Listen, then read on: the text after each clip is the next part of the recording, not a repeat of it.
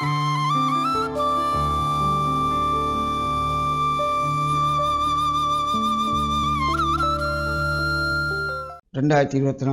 புத்தாண்டு தைப்பொங்கல் வாழ்த்துக்களுடன் உளவளம் உளநலம் பேணவே மகிழ்வான வளமிக்க வாழ்வுக்கு எந்த வேலையையும் பிற்போடுவதால் நெருக்கடி நிலையை வந்து சேரும் என்ற தலைப்பில் இறுதி நேர நெருக்கடிகளை தவிர்த்து கொள்ள உடனுக்குடன் அனைத்தையும் நிறைவேற்ற பழக வேண்டும் என்பதை விளக்க விரும்புகிறேன். இது முன்னரும் டான் தொலைக்காட்சியில் நான் உரைத்தினால் அது வேறு வடிவத்தில், இப்போதும் நான் வேறு வடிவத்தில் உங்களுக்கு முன்வைக்கின்றேன். ஏனென்றால் இந்த பிற்போடுறது அல்ல காலம் தாழ்த்துறது அல்லது பிறகு பார்ப்போம் பின்ன என்பது நாளை நம்ம அல்லது இல்லையன்றதாக போயிடும். இதெல்லாம் பழமையாக எல்லோரும் நாங்கள் பேசிக்கொள்கிற வழிய செயல் வடிவத்திலும் வாழ்க்கையில் நாங்கள் கொண்டு வரவில்லை. இதனால் பலர் உளநோய்க்குள்ளாக இருக்கிறார்கள், சிலர் உடல் நோய்க்கும் உள்ளாகிறார்கள். இந்த நோய் வராமல் இருக்க வைக்கிறதுக்கு தான் நான் மீளவும் இந்த தலைப்பை உங்கள் முன் சொல்லுகிறேன். அதாவது சில நேரத்தில் சிலர் முகத்தை பார்க்க முடியாது, தலை சுற்றுது அல்லது காய்ச்சல் அடிக்குது, வியத்து கொட்டுது என்று சொல்லுவார். அவங்க முகத்தை பார்த்தா தெரியும். ஏன் டென்ஷன் என்று சொல்ல போகிறீங்க, அல்லது மன அழுத்தம் டிப்ரெஷன் என்று சொல்ல போகிறீங்க, அல்லது ஸ்ட்ரெஸ் என்று சொல்ல நெருக்குன்னு சொல்லும். ஏதோ அது மருத்துவத்தோடு சம்மந்தம், எனக்கு சம்மந்தம் இல்லை. நான் நீங்கள் குழம்பின நிலையில் இருக்கிறீர்கள், உள்ளங்குழம்பின நிலையில். ஏன் உள்ளங்குழம்பின நிலையில் இருக்கிறீர்கள்? ஏன் உள்ளங்குழம்பினபடியாக தான் காய்ச்சல் வருது, உள்ளங்குழம்பினபடியாக தலையடிக்குது, உள்ளங்குழம்பினா நல்லா வேர்த்து கொட்டு குளிக்க மாதிரி வரும். பாருங்கள் ஆஃபீஸ்களில், சில வீடுகளில், சில சூழலில் பாருங்கள். ஏனென்றால் உங்களுக்கு தரப்பட்ட வேலையை அந்த கணப்பொழுதை செய்து முடிக்க அப்புறம் பாப்பம் கொண்டு வச்சுட்டு வந்துடுவீங்க. அல்ல உங்களுக்கு தரப்பட்ட செயற்பாட்டை செய்து முடிக்க அப்புறம் பார்க்கலாம்னு இருப்பேன்.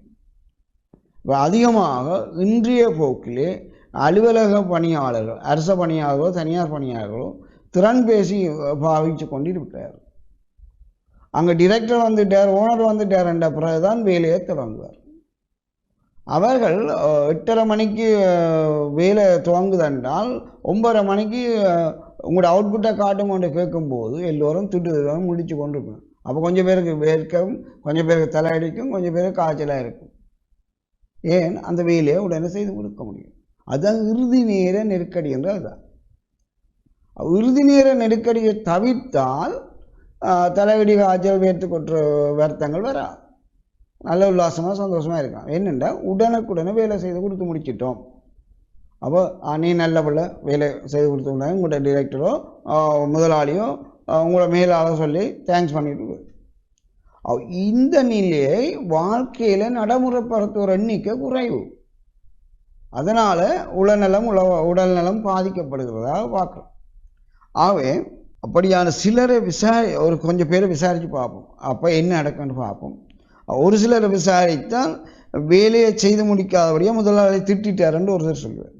இன்னொரு ஆளை கேட்போம், வேற குறித்த நேரத்தில் குறித்த வேலை செய்து முடிக்காத வாடிக்கையாளர் அடித்து போட்டார் என்று ஒரு ஆள் சொல்கிறார்.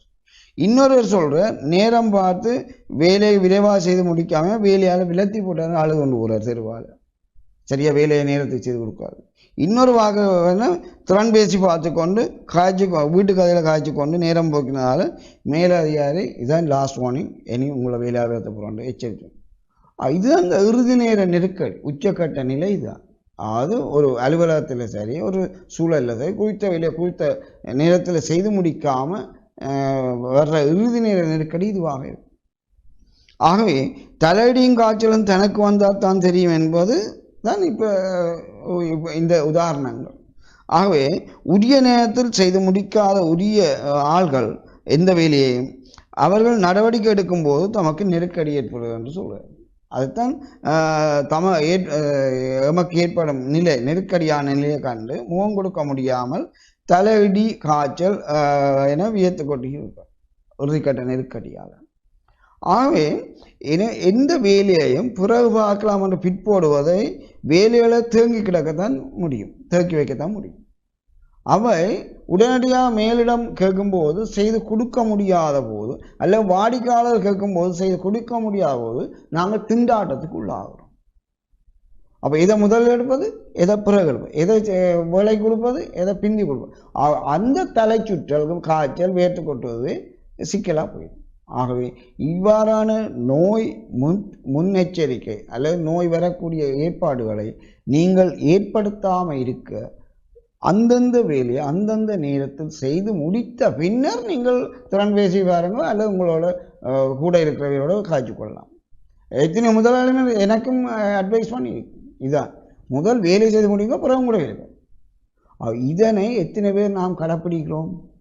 முதல் வேலை பிறகு மற்றவை என்று சிந்தித்து நாங்கள் வீட்டிலும் சரி வீதியிலும் சரி பணியிடங்களும் சரி முதல் பணி அடுத்தது எமது பொழுதுபோக்காக எங்களோட பயணத்தை தொடர்ந்தால் இறுதி நேர நெருக்கடிக்கு உட்பட மாட்டோம் என்று கூறிக்கொண்டு நோய்கள் வராமல் எம்மை பேண முடியும் என்று கூறிக்கொண்டு விடைபெறுகின்றேன். நன்றி.